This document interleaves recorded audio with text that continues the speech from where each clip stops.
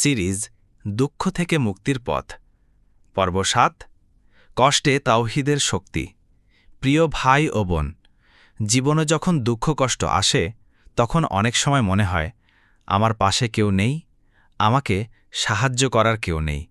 কিন্তু সত্য হল সবচেয়ে শক্তিশালী সাহায্য শুধু আল্লাহর কাছ থেকেই আসে। তার একত্ববাদ তাওহীদ আমাদের অন্তরে সাহস যোগায়, দুঃখে ভরসা দেয়, হতাশার অন্ধকারে আলো দেখায়। আজকের পর্বে আমরা জানব কষ্টের সময় তাওহীদে দৃঢ় থাকার গুরুত্ব। আল্লাহ তাআলা বলেন, ওয়ামা আরসালনা মিন ক্বাবলিকা মির রাসূলিন ইল্লা নূহি ইলাইহি আন্নাহু লা ইলাহা ইল্লা আনা ফা'বুদুনি। অর্থ, আর আমি তোমার পূর্বে যে রাসূলি পাঠিয়েছি তার প্রতি এই ওহী করেছি যে আমি একমাত্র উপাস্য, তাই শুধু আমারই ইবাদত করো।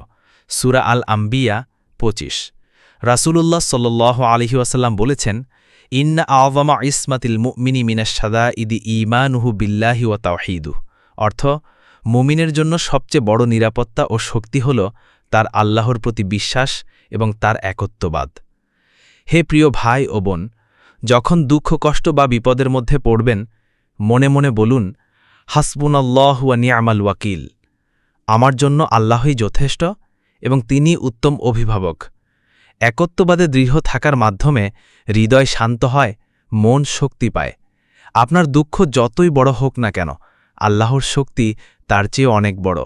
তাই দুঃখের প্রতিটি মুহূর্তে আল্লাহর উপরই ভরসা রাখুন আর এই দোয়াটি করুন, আল্লাহুম্মা সাব্বিত কুলুবানা আলা তাওহীদি ওয়ামলা কুলুবানা ঈমানান ওয়ারযুকনা সবরান ওয়া সিকাতান বিকা ফি কুল্লি হালিন। অর্থ, হে আল্লাহ, আমাদের হৃদয়কে তাওহীদে দৃঢ় করো, আমাদের অন্তরে ঈমান পূর্ণ করো, দুঃখের সময় আমাদের ধৈর্য দাও এবং প্রতিটি অবস্থায় শুধু তোমার উপর ভরসা রাখার তৌফিক দাও। আমিন। আপনি শুনছিলেন দুঃখ থেকে মুক্তির পথ পর্ব ৭, মাসুম বিল্লাহর কলমে।